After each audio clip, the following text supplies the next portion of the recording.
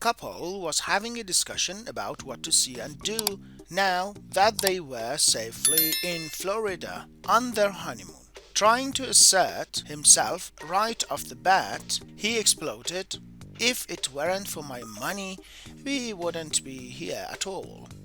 The wife replied, "My dear, if it weren't for your money, not only would we not be in Florida, we wouldn't be on a honeymoon, nor would there be any we in the first place." Two young men were out in the woods on a camping trip when they came upon this great trout brook. They stayed there all day, enjoying the fishing. At the end of the day, knowing that they would be graduating from college soon, they vowed that in 20 years they would meet at the same place and renew their experience. 20 years later, they meet and travel to a spot near where they had been years before. They walked into the woods and before long came upon a brook. One of the men said to the other, "This is the place." The other replied, "No, it's not."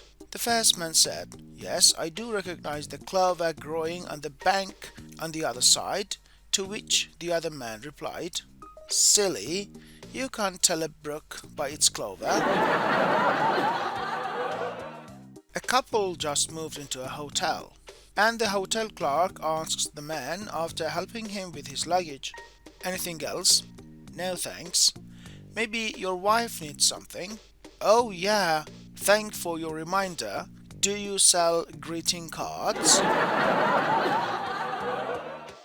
Two men went bear hunting. While one stayed in the cabin, the other went out looking for a bear.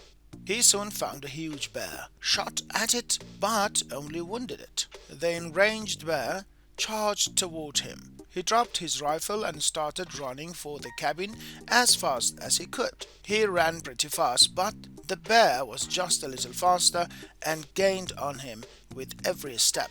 Just as he reached the open cabin door, it tripped and fell flat. Too close behind to stop, the bear tripped over him and went rolling into the cabin. The man jumped up, closed the cabin door, and yelled to his friend inside, "You skin this one while I go and get another."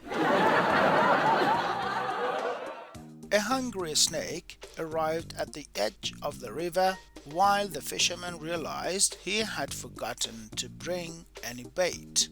Just then he happened to see the little snake passing by, who had caught a worm. The fisherman snatched up the snake and robbed him of his worm. Feeling sorry for the little snake with no lunch, he snatched him up again and poured a little beer down his throat and went about his fishing.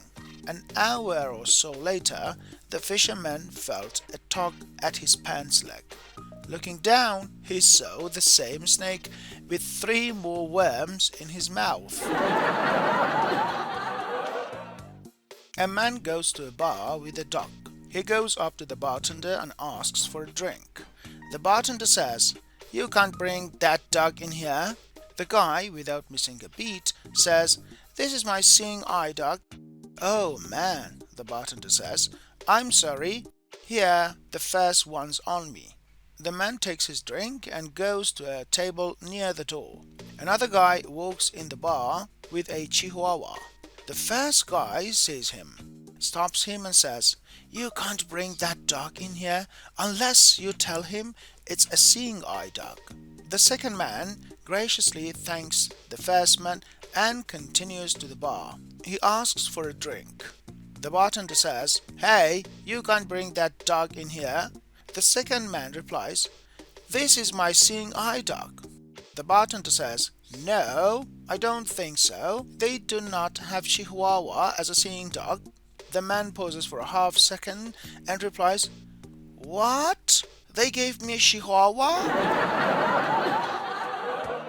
A serious drunk walked into a bar and, after staring for some time at the only woman seated on the bar, walked over to her and kissed her. She jumped up and slapped him. He immediately apologized and explained, I'm sorry.